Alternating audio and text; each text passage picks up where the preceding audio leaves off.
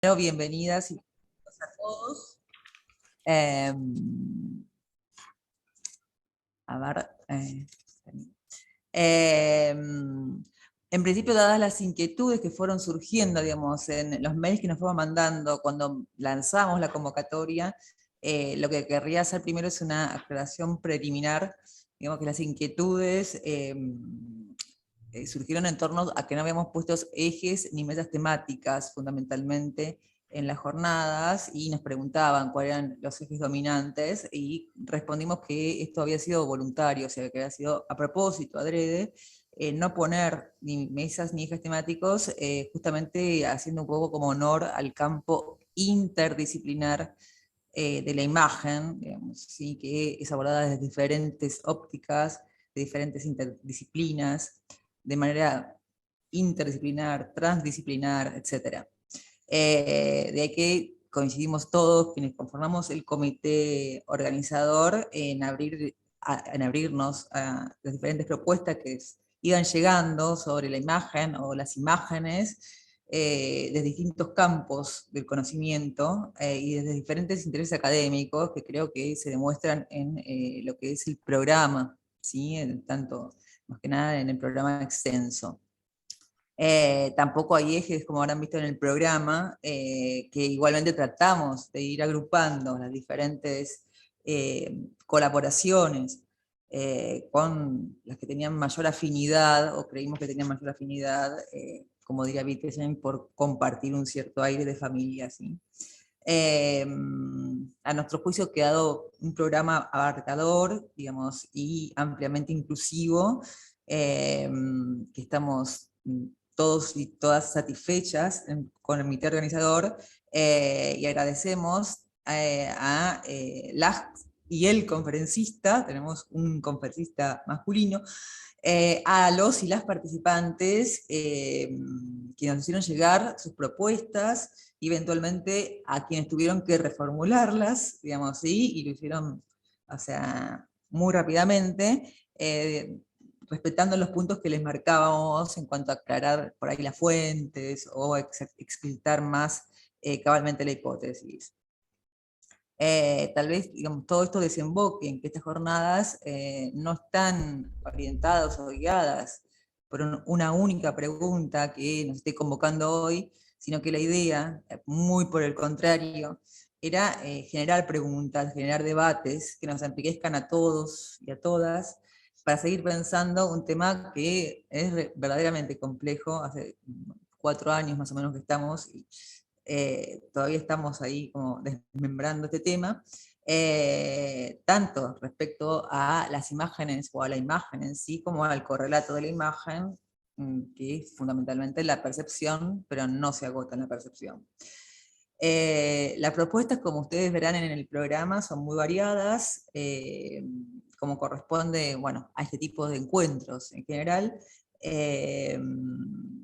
y apostamos a que cada contribución nos ayude a entender mejor el alcance y los límites de una filosofía de la imagen. Bueno, hecha esta aclaración preliminar, la idea de organizar esta jornada surgió en el marco de un proyecto UBASIT, o sea, que es de la Universidad de Buenos Aires, de la Secretaría de Ciencia y Técnica de la Universidad de Buenos Aires, titulado El Giro icónico, Teoría y Praxis, que dirijo, y el codirector, digamos, tengo un codirector también de excelencia, que es el profesor Elías Palti, que supongo que algunos lo conocen, que es de historia, más de historia de las ideas, que está radicado, digo así, en el Instituto de Filosofía, doctor Alejandro Korn, de la Facultad de Filosofía y Letras de la Universidad de Buenos Aires, quien fue el primero en darnos el aval, así que, bueno, también mi reconocimiento, digamos, a Francisco Bertelloni, que es el director del Instituto de Filosofía, y a Martín D'Ascenso, que es uno de los colaboradores de él. También recibimos un segundo aval de la Junta Departamental, del Departamento de Filosofía de la misma facultad, pero, digamos, para ser totalmente honesta, la iniciativa nació de un grupo de jóvenes graduados y graduadas de la carrera de Filosofía, y también estudiantes avanzados y avanzadas, con que tengo el gusto de integrar en la mayor parte, no con todos, este comité de organización académico de las jornadas, con los cuales antes de las, digamos, del ASPO, del aislamiento social preventivo obligatorio, manteníamos reuniones medianamente periódicas para discutir textos y debatir ideas, trabajos, actividad que sin desaparecer, digamos, tuvo que metamorfosearse, como diría Kafka, digamos, debido justamente a este problema sanitario que por conocimiento público. En un principio, lo único que unió, digamos, a estos jóvenes fue que cursaron un seminario conmigo en 2014 en la carrera de Filosofía de la Facultad de Filosofía y Letras de la UBA, que yo impartí, digamos, como requisito que me impuso la facultad para concluir mis estudios postdoctorales en la Facultad de Filosofía. En Ciencias Humanas y Sociales, y por iniciativa fundamental de ellos y ellas, nos presentamos en 2015 a un proyecto de reconocimiento institucional para graduados, cuyo eje no pasaba por la imagen, sino por Riquet en ese momento, en la misma facultad, gracias al cual el grupo se fue consolidando luego de 2 años de trabajo continuo. ¿Sí? En 2018 ya aspiramos a un poquito más, así lo que queríamos era algún tipo de financiación, aunque sea simbólica, para las investigaciones, y nos presentamos a la convocatoria de proyectos SUBACIT. Aplicamos con un proyecto bianual titulado El Giro Icónico, sus proyecciones en la filosofía teórica y práctica. A la vez sumamos más investigadores e investigadoras, como Mario Gómez y Virginia Ketzelman, que son los 2 investigadores en formación, que no pudieron estar por distintas razones el día de hoy, y también a estudiantes avanzados y a estudiantes ya graduados, porque ya están graduados algunos, como Sol Haidt, que está por ahí, y Oliverio Joffre, que coordinarán en estas jornadas, que también este segundo UACIT, que ahora todavía está vigente, salió subsidiado, y que es la continuación del anterior. Se llama El Giro Icónico Teoría y Praxis, que también, como el anterior, es bianual, y por merced al ASPO, digamos, se ha vuelto trienal, digamos, ¿sí? Que es continuación del anterior, digamos. Desde los inicios en 2015, en general el equipo se ha consolidado a través de diferentes actividades, como participaciones conjuntas en mesas temáticas, en simposios, que tenían que ver fundamentalmente con, o que se presentaron trabajos fundamentalmente que tenían que ver de una u otra manera con el fenómeno icónico.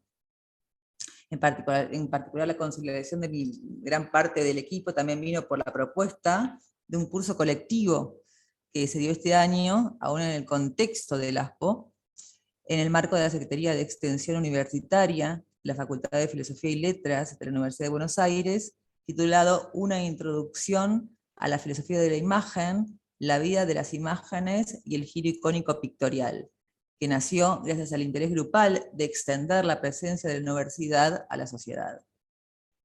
En efecto, se pensó como la apertura de un espacio de intercambio que invitó a la comunidad educativa y al público en general a explorar las diferentes problemáticas planteadas en el giro icónico y o pictorial, depende de qué corriente hablamos, si la corriente alemana o la corriente anglosajona. Y por otro lado también quiero destacar la propuesta de las y los miembros del equipo, todas ellas, y por ahora solo él, digamos, que forma parte del comité organizador, Pablo Faciotti, que es nuestro cupo masculino, como le digo siempre, conforman este comité organizador y académico de las jornadas, que apunta a la propuesta de una actividad colectiva, autogestiva y horizontal que se dispuso a observar filosofando y filosofar observando las imágenes emergentes del territorio del área metropolitana de Buenos Aires en el contexto de la pandemia. O sea que ni la pandemia los paró a los jóvenes y a las jóvenes. Han seguido trabajando. Esta actividad constituyó el titulado Observatorio Filosófico de Imágenes, Enojo, perteneciente al programa de Filosofía y Territorio, que se imparte también en el marco de la Secretaría de Extensión Universitaria de la Facultad de Filosofía y Letras de la Universidad de Buenos Aires, con una frecuencia mensual, y es coordinado por algunos integrantes del proyecto UASIT, todas ellas, y solo él, nuevamente Pablo, miembros del comité organizador de estas jornadas, ¿sí? Como para nuestra sorpresa y gratificación, la convocatoria de este evento superó efectivamente nuestras expectativas iniciales, al punto que tuvimos que hacer mesas paralelas y conseguir otro Zoom.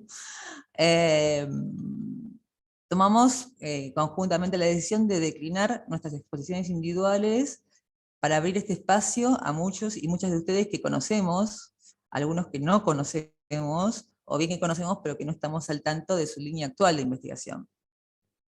Por esta razón, me parece insoslayable mencionar a quienes componen el comité organizador y académico de estas jornadas, así como su trayectoria brevemente y sus intereses académicos actuales, por los que los nombraré de manera un poco aleatoria, bueno, del todo, digamos, ¿sí?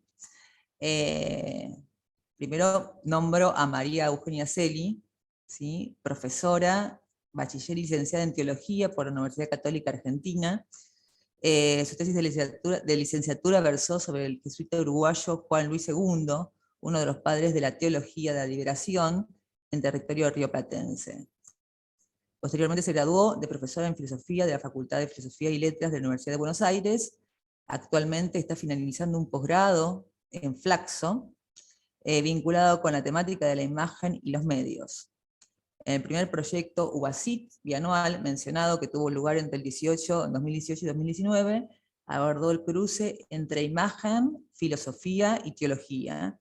Exploró el doble interés, por un lado, de vincular las problemáticas emergentes de la imagen con una relectura de la fuente bíblica y la cultura semita, y por otro lado, el de problematizar la intervención en la imagen religiosa por parte del arte contemporáneo.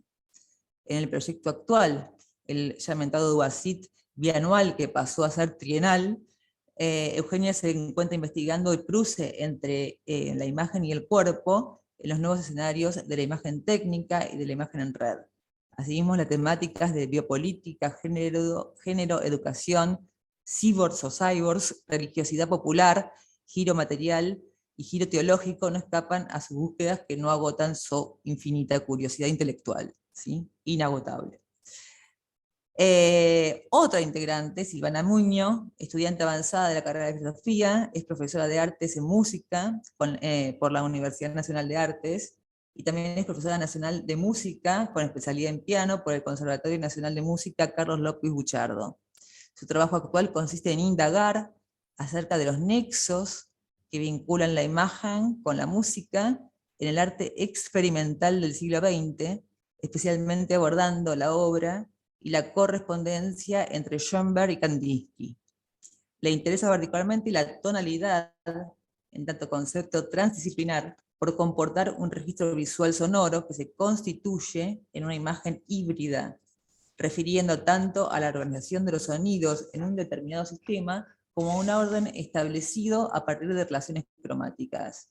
El fundamento acerca de la utilización de imágenes para referir a los parámetros del sonido también forma parte de su investigación actual y está interesada en las reflexiones fenomenológicas de Giovanni Piana acerca de las vicisitudes del arte del siglo XX, en tanto arte de la elementalidad, y sus investigaciones acerca de la utilización de imágenes metáforas para la descripción del fenómeno sonoro. Silvana entiende que rastreando estas relaciones e indagando en el entramado color-sonido, imagen, música, podría profundizarse en la comprensión de aquellas estructuras de sentido específicas de las imágenes. Pablo Faciotti, también estudiante avanzado de la carrera de Filosofía, es licenciado en Psicología por la Universidad del Salvador. Actualmente está haciendo su tesis de licenciatura en Filosofía en la Facultad de Filosofía y Letras de la Universidad de Buenos Aires. En el primer proyecto UASIT de investigación bianual ya mencionado, de 2018-2019, Pablo indagó acerca de la dimensión sociopolítica del fenómeno icónico y subsidiariamente la dimensión filoantropológica. Luego profundizó estas reflexiones preliminares, investigando la vinculación entre la retórica del discurso y la retórica de la imagen, donde exploró qué papel asumen las imágenes políticas en el proceso de estructuración de las suturas hegemónicas, las cuales permiten al interior de un proyecto político una totalización parcial del sistema.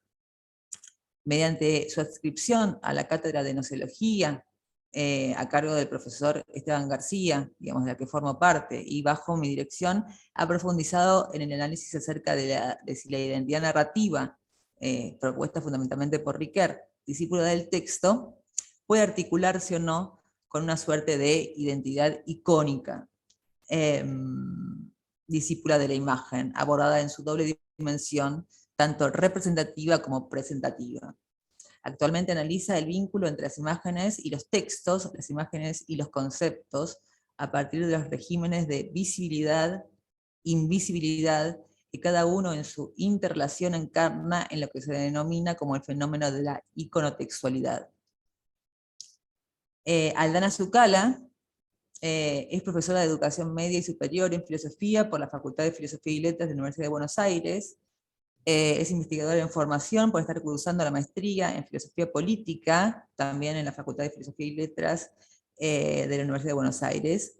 Actualmente se encuentra interpelada por la relación entre lo visible y lo invisible de la imagen, la distinción central entre la obra de W.J.T. Mitchell, entre picture e image, y las distintas conceptualizaciones del ocularcentrismo que llevan a pensar sobre el lugar privilegiado otorgado a la visión en la cultura occidental. Por último, yo quien les habla, ha publicado en el marco de sendos proyectos Subacit un artículo introductorio titulado Acerca del fenómeno de la imagen en las ciencias humanas, fundamentación teórica y su proyección práctica, en Analogía Filosófica, Revista de Filosofía, Investigación y Difusión en 2021, y un artículo posterior que salió publicado con anterioridad, ya citado, titulado Algunos conflictos de las imágenes en el marco del giro icónico, esbozos de una ontología a partir de Paul Ricoeur, que salió publicado en Escritura e Imagen en la Universidad Complutense de Madrid en 2020. Hace muchos años que mi trayectoria académica estuvo ligada al vasto pensamiento hermenéutico y político de Paul Ricoeur, a quien dediqué mi tesis de licenciatura, de doctorado y de postdoctorado en filosofía. Porque si debiera sintetizar mis intereses actuales, diría que desde y hasta más allá de la hermenéutica textual de Ricoeur, estoy investigando la posibilidad de bosquejar un enclave filosófico para las imágenes, toda vez que propone, aparte obiecti, por un lado, ver a la escritura como un capítulo de una teoría general de la iconicidad.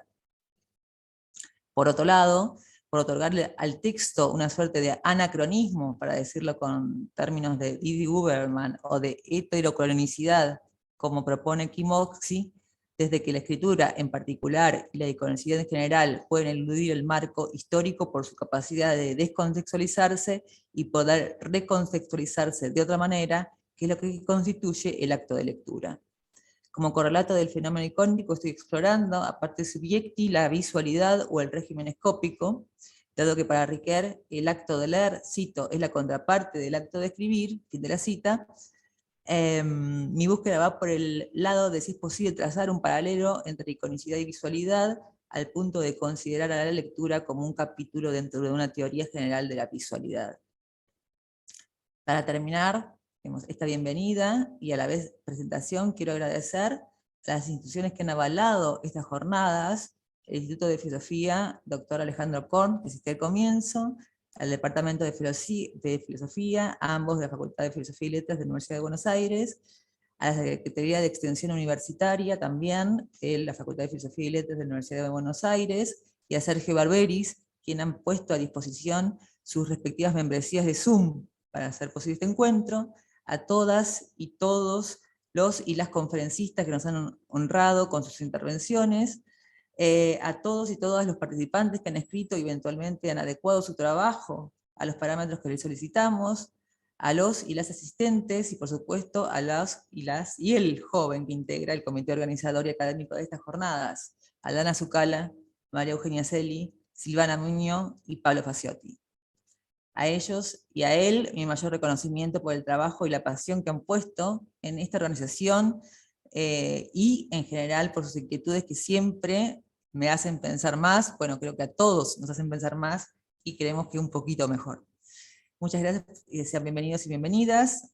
ojalá como hipótesis de máxima, que cito una frase muy transitada, este puede ser el comienzo de una gran amistad, como decía Humphrey Bogart, digamos, en Casablanca, al capitán Louis Renault, o como hipótesis de mínima de un intercambio académico fluido y genuino. Voy a dar comienzo, digamos, introduciendo la primera conferencia de apertura del profesor Zamora Águila. No sé si está por ahí el profesor. Sí, ahí está. Perfecto. Entonces, paso a presentar a nuestro primer conferencista, el conferencista de apertura, el profesor doctor Fernando Zamora Águila. Es licenciado en Letras Modernas, Letras Francesas, y doctor en Filosofía por la Universidad Nacional Autónoma de México, por la UNAM.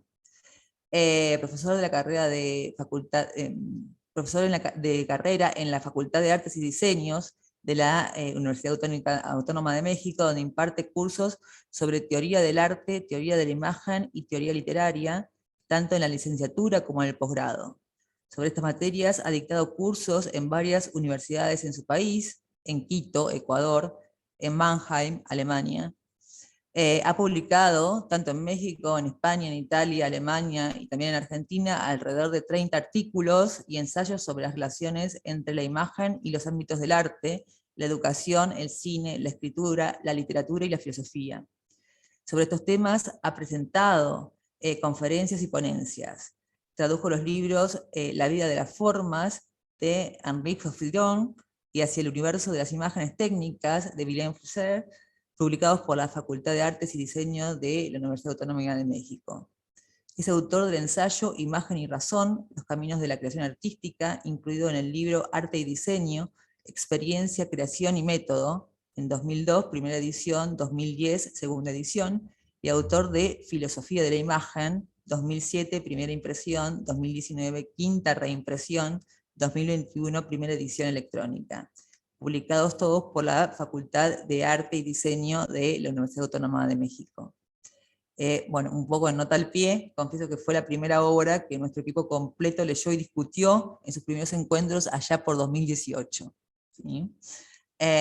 Íbamos seleccionando capítulos, íbamos discutiéndolos cara a cara en ese momento. Y para terminar la semblanza de nuestro primer conferencista, actualmente se encuentran en proceso sus investigaciones tituladas Caminos de la Imagen, Estudios de la Imagen e Imagen y Escritura. La conferencia que dará el profesor doctor Zamora Águila se titula Dialéctica, Hermenéutica y Complejidad de las Imágenes. Así que cedo mi palabra al doctor Fernando Zamora Águila. Bueno, pues buenos días. ¿Sí se me escucha bien? Sí, Okay. se escucha. Sí. Bueno, estoy muy contento de encontrarme en la UBA. Nunca he puesto un pie en Argentina, pero ya esto es un primer paso. También he agradecido a la doctora Gabriel por su invitación, que de hecho empezó el año pasado. Creo que sí, no se concretó por los tiempos. Estuve escuchando la presentación que hizo del evento y de los grupos de investigación. Y bueno, me parece sumamente interesante todo lo que se hace. Coincide en muchas cosas con lo que se hace en México, en Europa y en todos lados, ¿no? El día de hoy quiero presentarles unas reflexiones sobre un proyecto a futuro inmediato, bueno, a corto o mediano plazo, referente a 3 abordajes sobre las imágenes que están enunciados en el título. Y me lo permití porque la doctora me invitó a presentar incluso algo que esté en proceso, no solo cosas ya elaboradas, sino que me atreví a esto. De ahí muchas dudas que tengo aún, no en sí sobre los temas sobre el que hablaré de dialéctica, hermenéutica y complejidad, sino sobre las aplicaciones y los ejemplos que voy a poner el día de hoy al final de la exposición. Voy a presentar primero brevemente una pantalla, luego la corto y luego expongo para pues dar la formalidad que debe tener, creo, esta exposición. Ahí pueden ver ustedes la pequeña carátula. La voy a quitar. Ahora voy a hacer primero unas reflexiones sobre el lugar que considero yo tiene la filosofía de la imagen dentro de los estudios de la imagen. Es decir, los estudios de la imagen es un gran campo, como se puede ver, como ustedes lo saben, que abarca diversos abordajes sociológicos, psicológicos, históricos, económicos, pedagógicos. Y la filosofía de la imagen es un campo específico dentro de ese gran campo de los estudios de la imagen. A su vez, cada campo o cada grupo, incluso cada persona, puede tener su propia teoría, sus propias teorías de la imagen. En cuanto a la filosofía de la imagen, que es el tema central de estas jornadas, considero que hay varios temas ineludibles para la filosofía de la imagen. Uno muy rápido que voy a mencionar es la necesidad de que se haga teoría o de que se haga filosofía de la imagen. Para empezar, el hecho de que sigue persistiendo, creo yo, y seguirá una idea logocéntrica del ser humano, como que el ser humano es un ser eminentemente lingüístico, que eso y solo eso nos define. En tanto persista esta idea, es necesario hacer teoría y filosofía de la imagen, puesto que no somos seres eminentemente lingüísticos, o no solo eso. Otra idea corriente es la identificación entre la imagen y lo visual. Claro, lo visual es un terreno de las imágenes, pero hay un campo inmenso de imágenes que no vemos. Muchas imágenes no pasan por nuestros ojos. Y una tercera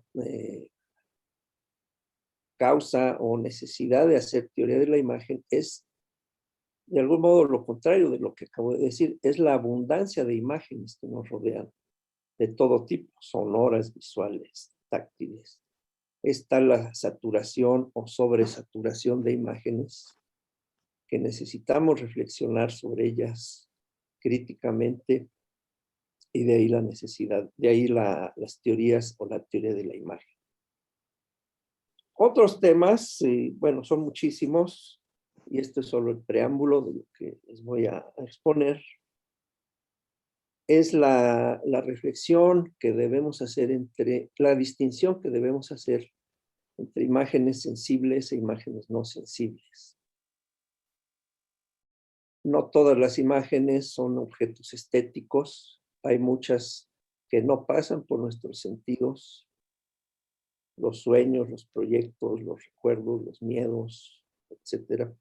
Claro, están conectadas profundamente con las imágenes sensibles, pero ahí es todo un terreno que requiere distinguirse, y a su vez, dentro de las imágenes como objetos de la percepción, no todas son visuales, como ya señalé. Otro aspecto es la relación entre lo verbal y lo imaginal, entre palabras e imágenes. entre el mostrar y el decir, por ejemplo, entre lo escrito y lo visual, lo escrito y lo imaginado. El papel de la imaginación en la ciencia, en el conocimiento general, en las artes, etc. Y un campo muy importante es la noción de imagen en distintos entornos culturales. Aquí pues se debe simplificar, pero es algo muy complejo. En todo el entorno judeocristiano hay ciertas constantes en la concepción de las imágenes que nos modelan hasta el día de hoy, seamos o no practicantes de alguna variante del cristianismo, pero hay que tomar en consideración muchas concepciones de lo que en general se llama la imagen en las culturas andinas, en las culturas asiáticas, en las culturas mesoamericanas, africanas, etcétera, y que están gravitando y están siendo reconsideradas, reivindicadas en las últimas décadas. También el aspecto de las imágenes como seres vivos, como entes vivos. No hay que olvidar que en griego son significa tanto ser vivo, ser animado, como imagen. Es el mismo término. Y finalmente, el problema de la representación, pero también el problema de los límites de la representación.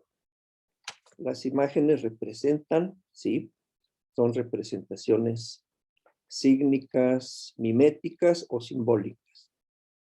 Pero hay momentos en que las imágenes son presencias, así como las palabras, así como estamos presentes nosotros. Claro, yo veo imágenes de personas, pero podríamos estar presentes, de hecho lo estamos. Entonces, es algo para mí esencial, ir más allá o más acá de la representación, a la presencia. Ahora, ¿qué imágenes? Bueno, es tan vasto el campo, como todos lo sabemos, que podemos referirnos a las imágenes en el ámbito privado, en el ámbito político, en el ámbito educativo, en las artes, en la religión, en el mito, en la ciencia. En todo esto se da esta dialéctica entre lo sensible y lo no sensible, entre lo perceptible y lo no perceptible. Por último, creo muy importante insistir en que el campo, en mi opinión, se llama estudios de la imagen, no estudios visuales. No es incorrecto hablar de estudios visuales, desde luego, cuando el tema es la visualidad, pero dado que hay una esfera inmensa de imágenes no visuales, es un concepto más rico, estudios de la imagen, que abarca los estudios visuales, desde luego, lo que se llama en los ámbitos anglosajones los visual studies, visual culture, como parte de los estudios de la imagen. Y es lo que percibo en la presentación que nos hizo la doctora Gabriel. Se habla realmente de los estudios de la imagen y los estudios visuales como un sector. Bien, como abordaje, estoy proponiendo tres plataformas que son la dialéctica, la hermenéutica y la complejidad. Algo en lo que pues me metí y observo qué complicado es pasar de un ámbito al otro, pero a la vez cuántos hilos y cuántos vasos comunicantes hay entre estas tres plataformas. Dialéctica. Resulta muy interesante que dialéctica es dia, es decir, de un lado a otro, como una diapositiva, pasa la luz de un lado a otro. Pero la raíz es lego, y yo pensé cuando encontré lego en los juegos, y justamente eso es lego en griego: recoger, reunir, escoger, computar, pero también es decir, referir, porque la dialéctica es un ir y venir de los dichos. Originalmente en Grecia es eso, un diálogo. Logos es otra raíz, pero según los especialistas, lego y logos tienen el mismo origen, me imagino indoeuropeo, o sea, es el hablar, el decir, el razonar y el ir y venir del hablar, el decir y el razonar, entre dos polos, un yo y un tú, que intercambian posiciones en la discusión, en el acuerdo, en el desacuerdo, y en ese ir y venir justamente está la dialéctica. Originalmente eso es la dialéctica, una discusión, un choque de argumentaciones, pero desde Heráclito, la dialéctica también es un choque de entidades, ¿no? Es el sello de la vida, del cambio, de las transformaciones. Entonces yo voy a referirme a tomar como base estos dos sentidos: la dialéctica como el diálogo, la discusión, y la dialéctica como las transformaciones a las que está sometida la vida misma. Hay otros sentidos que en la historia del pensamiento occidental ha tenido, a veces peyorativos, la dialéctica como palabrería, como mero discutir sin sentido, pero no los tomo ahora en cuenta. Heráclito y Hegel quedan unidos en este sentido que decía yo hace rato. La dialéctica es la vida misma en transformación. Y creo que eso encaja muy bien con la vida de las imágenes, que no es una mera metáfora, ¿no? Las imágenes como entes vivos, como son, tienen nacimiento, desarrollo, muerte, a veces un renacimiento. Y bueno, hay toda una serie de estudiosos que desde hace un siglo han visto así las imágenes como entes vivientes, como formas que se desarrollan. Y hay un juego entre forma, vida y juego aquí, que creo que debemos tomar en cuenta para abordar dialécticamente las imágenes. En el desarrollo de esto, bueno, está la aplicación de la dialéctica en el marxismo, el concepto de Benjamin de la imagen dialéctica, que no voy a tocar aquí, pero también me pareció muy interesante lo que el historiador del arte Wölfflin toma como hilo conductor. ¡Ay! Ya se está acabando el tiempo. 7:47. ¿Estoy bien? ¿Cuánto me queda, doctora? No, ¿verdad? Ah, no, va un cuarto de hora. Perdón, es que me confundí con el tiempo. Estoy bien. Wölfflin tiene un libro muy bello de conceptos fundamentales para la historia del arte. Aquí lo tengo. Conceptos fundamentales de la historia del arte. Y me llamó la atención que él enuncia 5 polaridades para abordar la historia del arte, no de las imágenes. Aquí sí la diferencia es importante. Bueno, hago un paréntesis. No es lo mismo en automático arte que imágenes, ¿verdad? El terreno del arte a veces puede querer ir o ir más allá de las imágenes, y las imágenes pueden o no ser imágenes artísticas, desde luego. Son objetos estéticos, sí.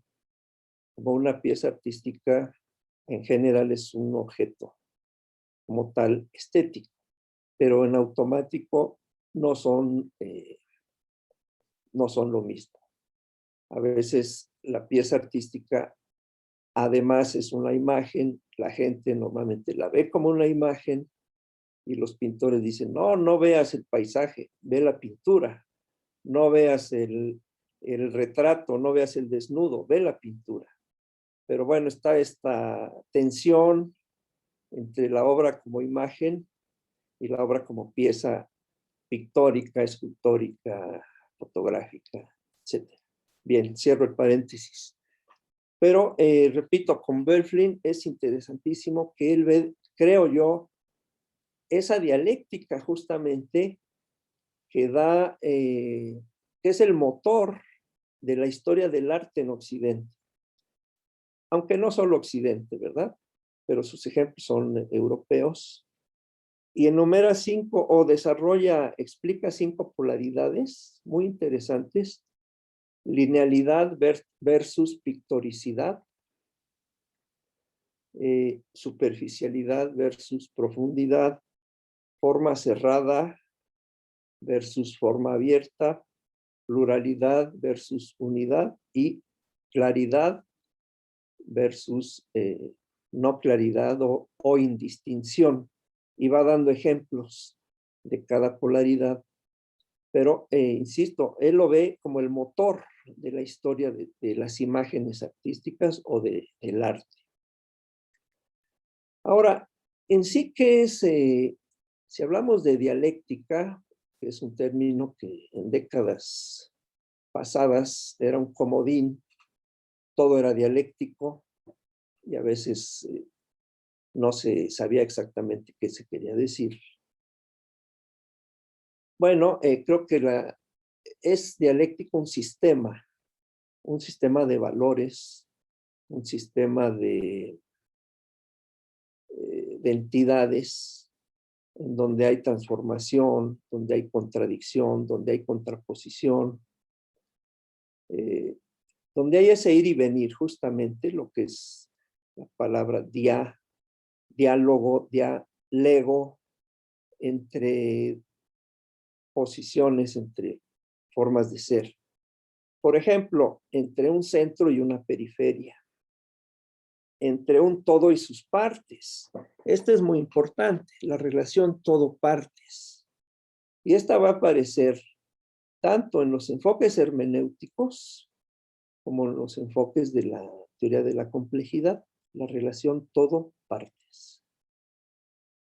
Entre un arriba y un abajo, entre un interior y un exterior, entre calidad y cantidad. Me acuerdo, en tiempos marxistas siempre nos decía, ¿no? Hay una transformación de lo cuantitativo en cualitativo, porque había leyes de la dialéctica que teníamos que aprender y aplicar, a veces dogmáticamente, pero todo esto provenía de Hegel, ¿no? La dialéctica marxista proviene de la dialéctica hegeliana, que a su vez se conecta con la dialéctica de Heráclito. Entre construir, destruir, negar, afirmar, y una muy interesante entre inmersión e interacción, que es algo que se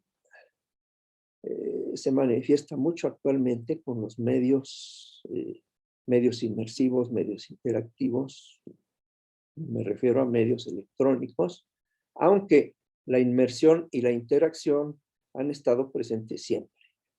Entrar a una catedral gótica es realmente tener una experiencia inmersiva, ¿no? Si alguien entra a una caverna paleolítica, seguramente es una experiencia inmersiva. No es algo exclusivo de esta época tecnologizada. Y así, bueno, hay más polaridades, unas muy importantes entre oscuridad, luz, calidez, frialdad, acción, pasión, lo duro y lo blando, etc. entre un yo y un tú. Eso es muy importante. Un yo y un tú que intercambian roles, individuo y comunidad, pregunta y respuesta, o entre vacío y plenitud. Y aquí me estoy acercando al taoísmo, al budismo, donde estos son conceptos centrales, y voy a referir al final con algunos ejemplos. Y así podríamos enumerar más polaridades, pero también hay triadas, hay tétradas, péntadas, héptadas, no sé cómo se diría, hexagramas. Si entre dos polos hay esa complejidad dialéctica,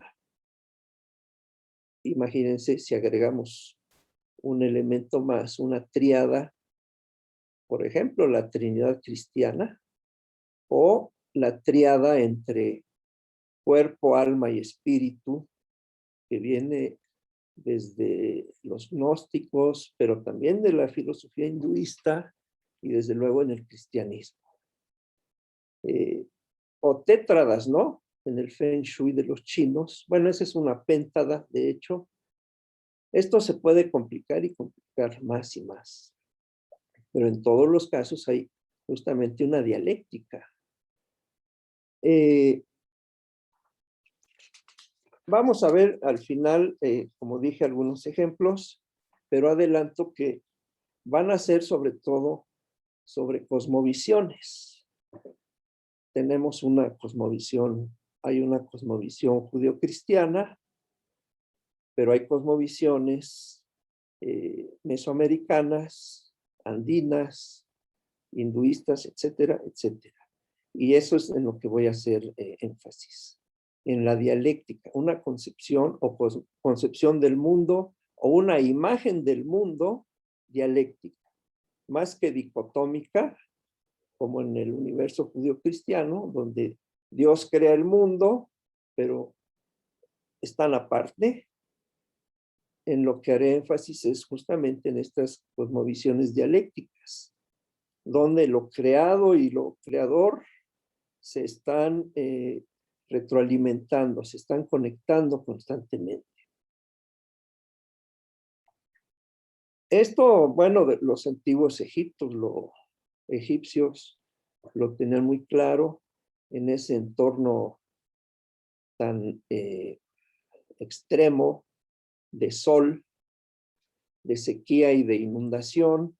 No podían más que tener una concepción dialéctica de la vida.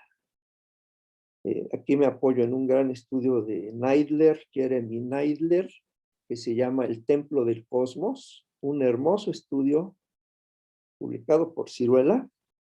De hecho, hay un PDF, así que lo van a encontrar fácilmente. Te los recomiendo mucho.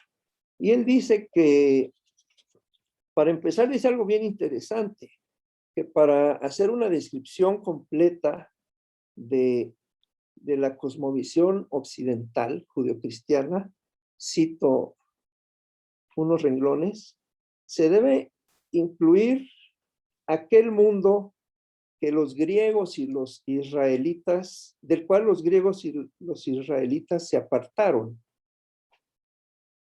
Existe un diálogo nuevo y vivo entre la espiritualidad vigente en los tiempos modernos, o posmodernos tal vez, y la del mundo antiguo, pregriego y prejudío. Es decir, aparte de esa concepción judío-cristiana, hay otras que están vigentes y que hoy en día están siendo reconsideradas. Por eso él, al remontarse al mundo egipcio, dice que Egipto se llamaba las dos tierras. Estaba el dominio de Horus, que era el delta del Nilo, y el mundo o el territorio de Set, que es el territorio seco. Y la vida de la sociedad egipcia se movía en esta dualidad entre dentro, fuera, vida y muerte, abundancia y esterilidad, luz y oscuridad, día y noche, sociedad y soledad. Entonces, es un caso muy interesante de esta cosmovisión dialéctica. La diosa Nut era la diosa del cielo y el dios Geb, el dios de la tierra. Aquí está un poco a la inversa de muchas cosmovisiones, donde la tierra es femenina y el cielo es masculino. Pero bueno, no le resta su carácter dialéctico. Y había un mediador, que era Shu, entre cielo y tierra.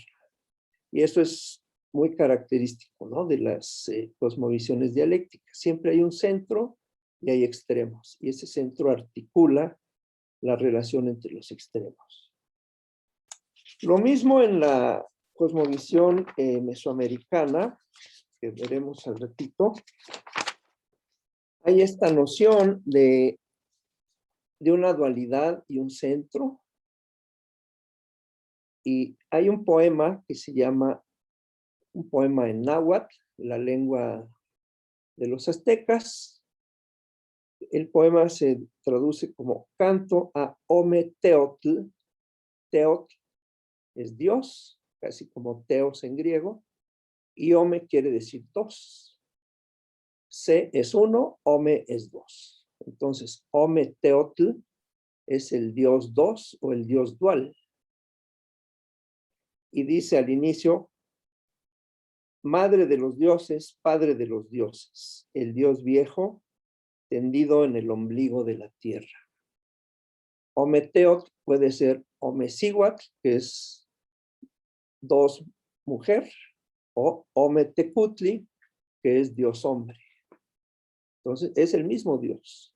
Y eso es muy interesante porque en prácticamente todos los continentes, las deidades creadoras son duales.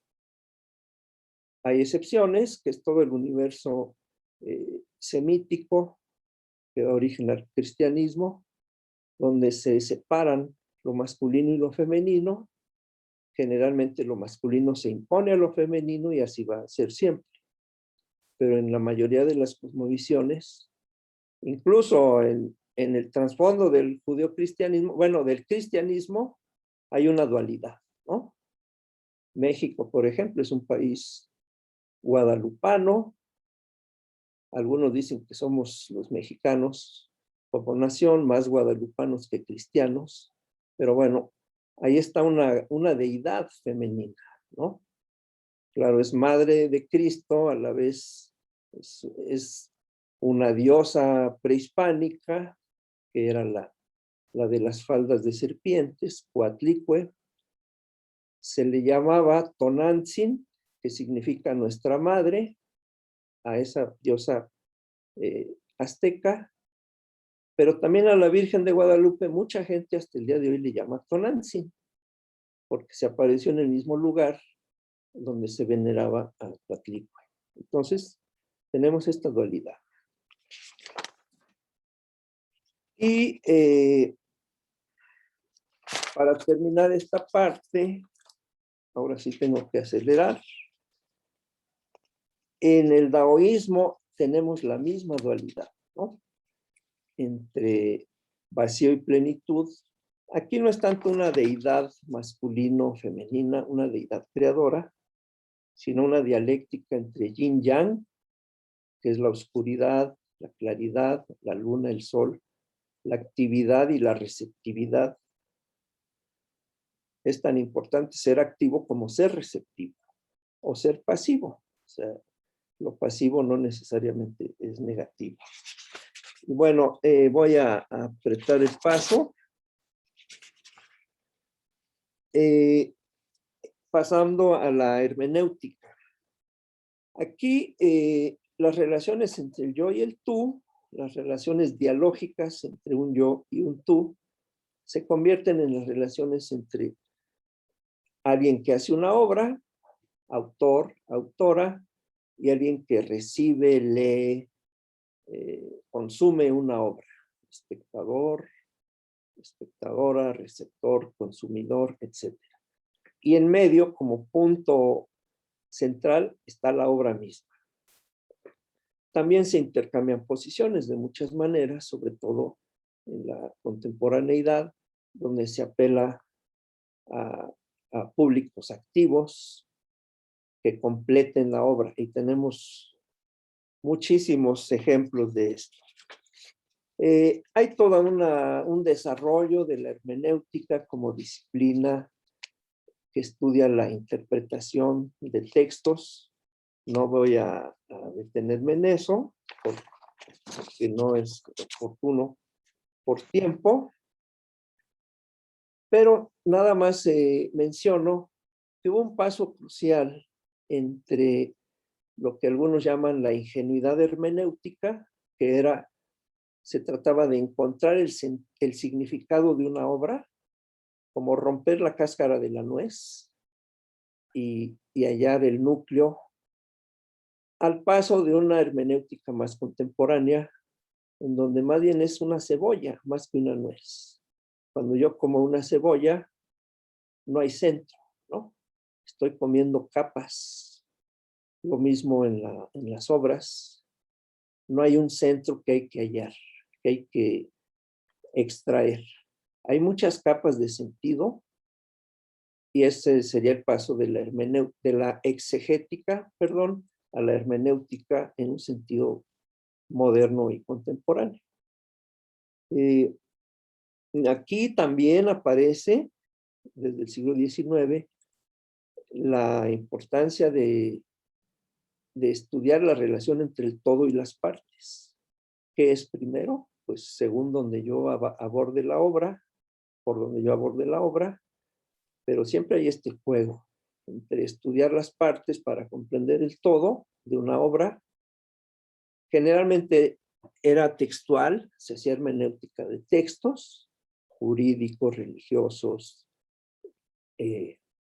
bíblicos, textos clásicos, y se hablaba de esto, ¿no? Pero aquí surge un concepto importante, el de círculo hermenéutico. El círculo hermenéutico tiene tres variantes, tres aspectos. Uno de ellos es la relación entre un yo y un tú, que intercambian posiciones. Yo soy un tú para otro yo, que es un tú para mí, ¿no? Y así vamos girando. Más bien es una elipse, ¿no? Porque las elipses se construyen con dos focos. El círculo se traza con un foco. La elipse se traza con dos focos. Pero se le suele llamar círculo hermenéutico. Este es un aspecto del círculo hermenéutico. El otro es la relación entre el todo y las partes, justamente. Y el tercer sentido, ya más contemporáneo, se da con Heidegger sobre todo, y consiste en que cuando yo interpreto algo, para comprenderlo, se interpreta para comprender. Siempre hay una precomprensión. Yo ya llego con prejuicios, con conceptos, con concepciones ya hechas que me sirven de base. El prejuicio es inevitable. Es un prejuicio querer acabar con los prejuicios, dice Gadamer, pero es circular, ¿no? Según Heidegger, más que un círculo vicioso, es un círculo virtuoso. No llegamos desde cero nunca. Entonces son estas tres variantes del círculo hermenéutico, que creo encajan muy bien en nuestra aproximación a las imágenes.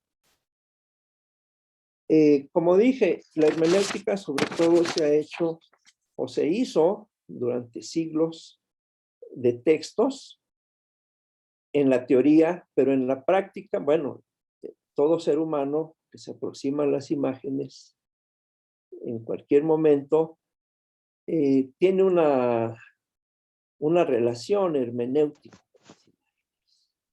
Lo que ahora se está haciendo es ya sistematizarlo teóricamente, sistematizar teóricamente nuestra relación hermenéutica con las imágenes, tanto en su calidad de objetos sensibles como de objetos o de realidades no sensibles. Parte importante de esto es la relación entre ver y mirar. El ver sería el fenómeno óptico, visual, meramente, ¿verdad? Fisiológico. Y el mirar es el agregar interpretaciones, intereses, intenciones a lo que vemos o a nuestra visión. Esto lo vuelve un mirar. En otras lenguas se hace la misma diferencia, con términos distintos, desde luego, a ver y mirar, pero esto es muy importante. La mirada es la visión más las intenciones, los intereses y las interpretaciones. La visión sería el acto puro, si es que hay pureza, el acto desnudo, ¿no? Pero también tiene sus equivalentes en el oír y el escuchar. Yo oigo ruidos, pero escucho que es el motor de un auto, escucho que es la podadora de mi vecino, no solo oigo un ruido, sino que discrimino.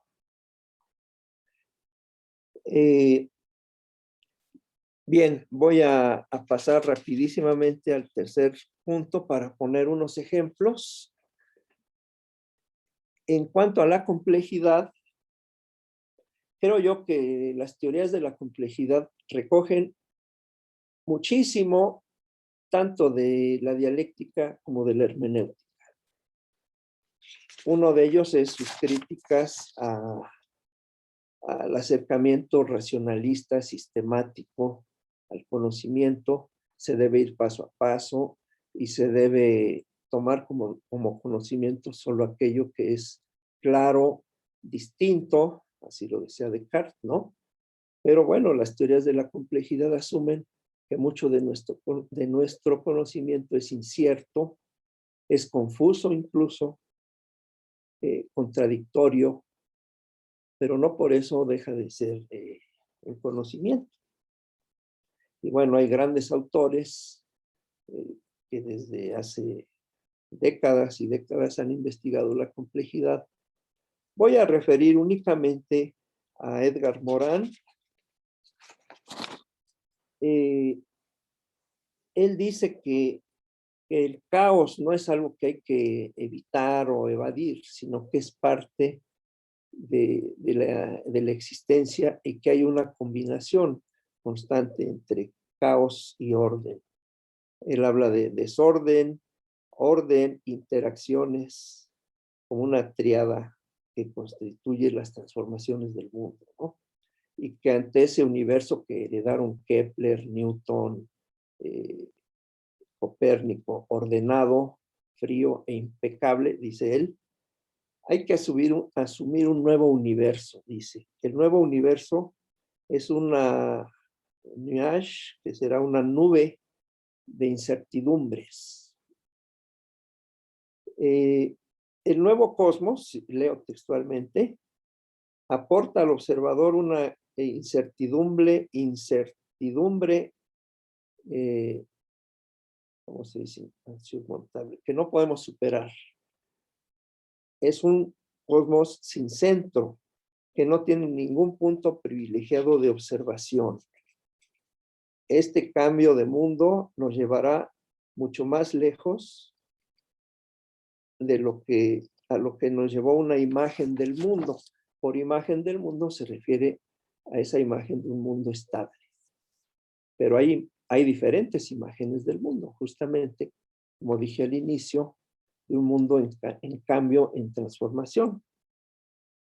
Bueno, hay más ejemplos, nada más para cerrar antes de mostrarles las imágenes. Voy a hablar de Borges y de Alfonso Reyes. Alfonso Reyes probablemente no sea conocido, bueno, ni en México es muy conocido, pero Alfonso Reyes y Borges fueron grandes amigos cuando Reyes era embajador en Buenos Aires, embajador de México en Argentina. Y Reyes dice en un bello texto que se llama Las gitanjáforas, es una palabra rara, él no la inventa, gitanjáforas. La voy a escribir en el chat. Doctor, le quedan 2 minutos, ¿sí? Así que le advierto para ¿Sí? Bueno, él habla de que, voy a cerrar entonces, de que en el cerebro hay un montón de virutas que salen a escobazos en forma de palabras, pero también, creo yo, salen en forma de imágenes. Y al respecto, Borges hablaba de los laberintos, de que vivimos en un mundo laberíntico, que lo peor sería un laberinto sin centro, que no tuviera ningún sentido. Bueno, eso es lo que de algún modo nos proponen las teorías de la complejidad, un laberinto sin diseñador. No sé si me dé tiempo de mostrar imágenes o aprovecharé cuando haya preguntas para mostrar algunas. Iba a hablar sobre un poema de Mallarmé que se llama Un lance de dados. De eso me gustaría enseñarles, aunque sea una foto de unas páginas del poema. Voy poniendo la pantalla y damos pie a las intervenciones.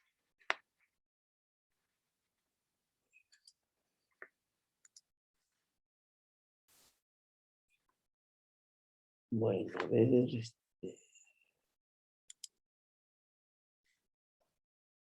Bueno, estas son unos diagramas de Alfredo López Austin sobre la cosmovisión mesoamericana, que es una especie de tétrada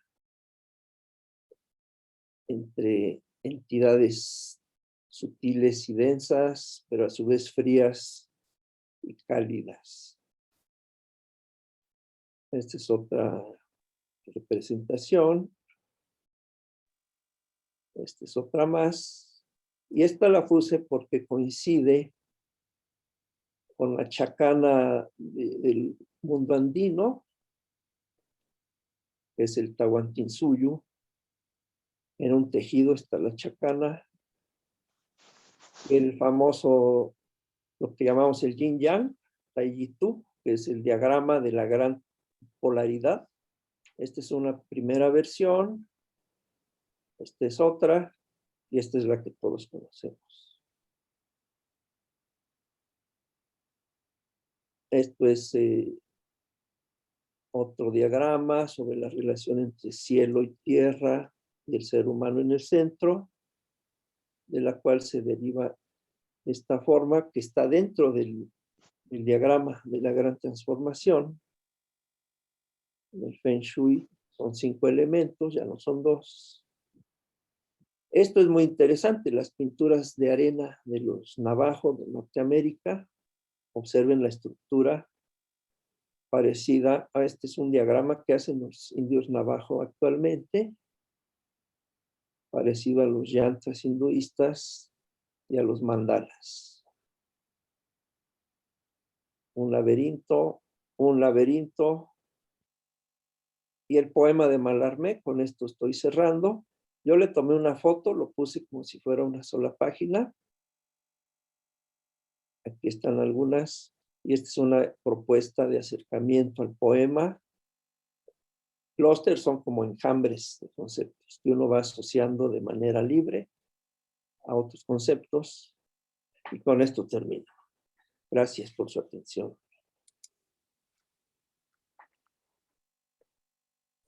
Muchas gracias, doctor. Bueno, no sé si hay preguntas. A mí se me escapó una que estaba haciendo, pero no sé si alguno quiere hacer una pregunta, quiere hacerla en el chat o a viva voz. En el chat, pero... Hay una mía, que la verdad que se me escapó, lo estaba escribiendo y como que se me escapó en un momento. Bueno, empiezo yo entonces.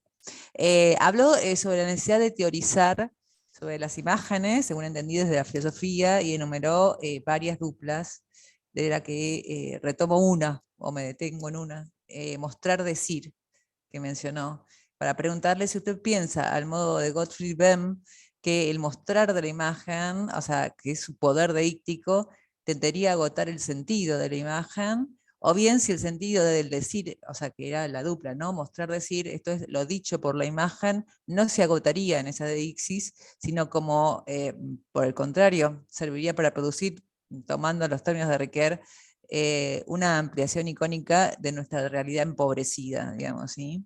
Esa es un poco mi duda, o sea, este tema de que aparece Bredekamp también y en Bem, en toda la corriente alemana, sobre el poder fundamentalmente deíctico, el mostrar de la imagen, ¿no? O sea, cosa que Ricoeur justamente rechaza, porque rechaza justamente, o no rechaza tanto, pero bastante, el tema de la oralidad como forma privilegiada para la hermenéutica. O sea, él sabemos que propone fundamentalmente una hermenéutica textual, ¿no? Donde hay una fijación, etcétera, que le permite, de algún modo, esta especie de estabilidad que no le permitiría la oralidad, digamos, que él liga, digamos, al decir, o a la oralidad, a la deixis, y justamente a la escritura, a esta posibilidad de ampliación icónica del mundo, ¿no? O sea, no necesariamente a la imagen, pero sí a la escritura. No sé si se entiende un poco a dónde apunta la pregunta. Yo creo que justamente es una polaridad, mostrar y decir. Muchas veces, si yo hago así, estoy haciendo, este es un gesto deíctico, ¿no? Con el índice indico algo y no digo nada, pero muestro algo, o con la cabeza hago un gesto de señalar. A veces las palabras no nos alcanzan y recurrimos a mostrar. A veces mejor guardamos silencio, ¿no? Ante la muerte, ante el dolor, ante el amor. Es mejor el silencio que las palabras, y mejor mostrar. Como dicen, no me digas que me amas, demuéstramelo, ¿no? Pero a veces también quiero que me digan que me aman, ¿no? No me lo muestres, dímelo. Entonces, necesitamos las dos. A veces las imágenes tampoco alcanzan, y una palabra cortita, un sí, un no, dice justamente lo que las imágenes no alcanzan a mostrar. Entonces yo creo que entre estos polos, decir con palabras, mostrar con imágenes, nos movemos, nos comunicamos en ambos. Sí, Ricoeur a veces creo es un tanto logocéntrico, porque él dice, ante un mito siempre se levanta un logos, ¿no? Pero no siempre alcanza el logos, creo yo. A veces el mito en forma de imágenes o de relatos caóticos, complejos, nos, nos muestra lo que no se dice. No sé si estoy respondiendo. Sí, sí, en parte sí. Usted en su libro, el que leímos, lo salva bastante, Ricardo, ¿no? De la corriente logocéntrica, un poquito que lo pone aparte, ¿no? No lo pone junto a Gadamer. O sea, él dice, bueno, pero está más hablando del Ricoeur más fenomenológico o más simbólico, digamos, ¿no? O sea, como el símbolo mostraría, digamos, sí, o sea, algo que no agotaría, digamos, el lenguaje, por así decirlo. Va por ese lado, me parece, su posición, por lo menos en su libro, en su tesis, creo que es su tesis doctoral. O sea que hay como una suerte de reivindicación de Ricoeur, digamos, no tan alineado, digamos, al giro lingüístico, digamos, en todos sus aspectos, porque hay algo que excede, que es, digamos, el símbolo que arraiga en el cosmos, etcétera, y tiene que ver con una especie de presentación antepredicativa, por decirlo así. O sea, por eso me interesaba su posición frente a esto, porque aparte mi forma mentis, ya después de 20 años de Ricoeur, es riqueriana, digamos, ¿eh? O sea, pienso mucho en él. Así que bueno, le agradezco muchísimo la aclaración. Hay creo que otras preguntas Sí, pendientes. ahora le vamos a ver. Sí, puede preguntar. Mariana pregunta. Tiene que ver, si quieren adelanten por el chat.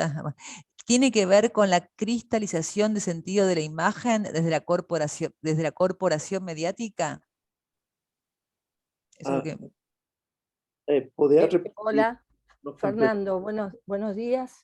Un Días. placer escuchar tu disertación y el Gracias. nivel de complejidad. Ahora pensaba en el contexto de la Argentina, donde nosotros tenemos un problema inmenso con los medios de comunicación, cooptados por una corporación mediática de derecha que pone una imagen en pantalla y cristaliza el sentido de la imagen y replica de manera sellada ese sentido con esa imagen en todos los medios que tiene, que son casi el 90% de todos los medios de comunicación existentes en nuestro país. Entonces, la pregunta es cómo se logra romper esa cristalización. Digo, ¿no? Porque hay un imperativo categórico que está plasmado y cristalizado, 24/7, durante las 24 horas del día, en el 90% de los medios de comunicación. Entonces, todo esto que yo escuchaba de lo que vos traías, de la complejidad de la hermenéutica y de la capacidad dialéctica tuya con nosotros estamos diciendo ahora en Argentina, desde el lenguaje inclusivo, pero inclusive de cada sujeto con la imagen con la que dialoga, ¿no? A ver qué nos podés aportar en relación a eso. Te agradezco. Gracias a ti también. Aquí también nos quejamos de lo mismo, ¿no? Aquí se llamaba Televisa, ya perdió mucho poder. Otros pueden hablar de Carlos Slim, un hombre inmensamente rico que es dueño de un montón de medios. La línea a través de la cual hablo con ustedes le pertenece. Pero yo no me alineo con la idea de que nos imponen desde arriba las imágenes, de que nos imponen desde arriba la comunicación. Siempre hay maneras de salirse de ese dominio. Y aquí alguien que me lo enseñó es un argen mexicano llamado Néstor García Canclini. Me lo enseñó hace décadas. Él hace ver que siempre hay alternativas, ¿no? La gente se apropia de las imágenes, las reusa, las resignifica, les da la vuelta. Es decir, tenemos formas de ser dialógicos, yo creo. Dialógico en el sentido de que no todo surge de un centro y los demás somos consumidores pasivos. No, yo creo que hay muchísimas formas de contrarrestar. Desde luego hay poderes, a veces omnímodos, pero también hay desde arriba, digamos, pero desde abajo hay mucha actividad. Un ejemplo es esto, ¿no? Lo que estamos haciendo ahora y lo que hacen millones o miles de millones de personas. Entonces, creo que sí, siempre hay opciones de contrarrestar la imposición desde los poderes dominantes. Hay otros poderes.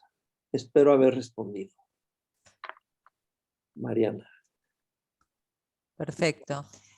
Acá tenemos una reflexión, a ver, se me fue, de Minet Susan, no puedo seguir viendo el nombre, que dice, me hace recordar a Mauricio Vita diciendo que la imagen no solo representa la realidad, sino que la crea. Me quedo pensando que ahora, en pandemia, las imágenes con las que solemos conocer el mundo e interactuar en él cambiaron. Gracias, doctor Zamora. Sí, bueno, Minet es una colega de la Facultad de Artes y Diseño. Gracias, Minet.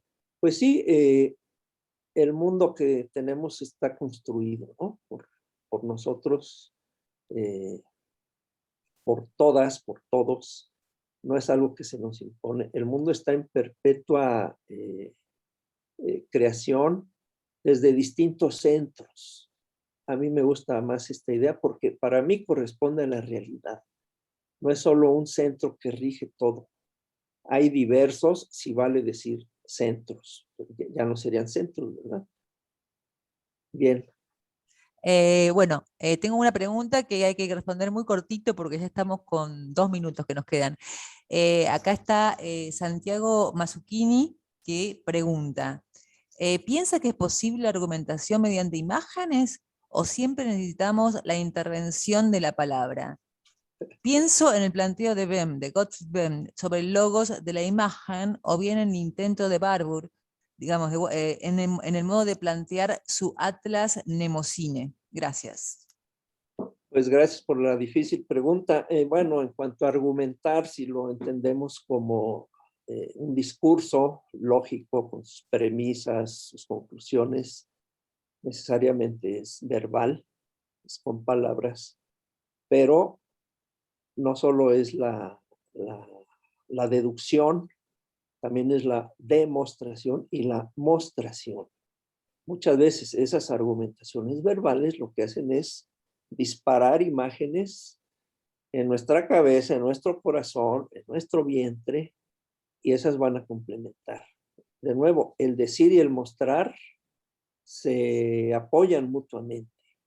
Entonces, argumentar únicamente con imágenes como tal, no, pero el conocer y el llegar a conclusiones, sí, se puede combinando imágenes y palabras en distintas combinaciones, ¿no?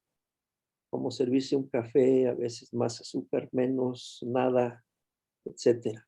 Creo yo que es justo, la riqueza está en medio de esos polos. Esa es nuestra realidad. Pocas veces somos puro mostrar o puro decir. Perfecto. Bueno, damos cierre. Muchas gracias. Le dice Santiago Mazzuccini. Muchas gracias. Excelente exposición y muy lindas las jornadas. Bueno, gracias. Y acá Jimmy Herrera. Muchas gracias. Un gusto. Ay, se me están yendo.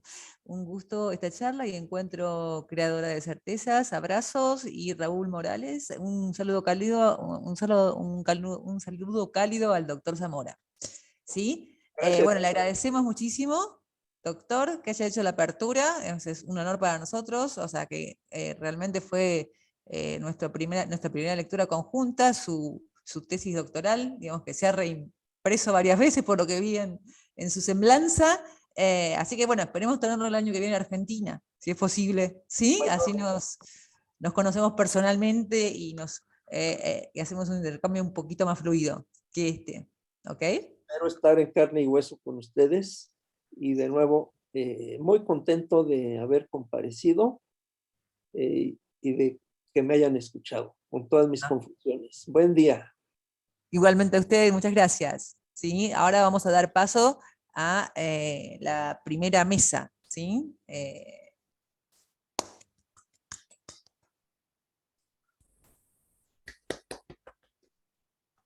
Sí, y aclaramos que hay un link para la mesa paralela, aquellos que quieran ir a la mesa 2.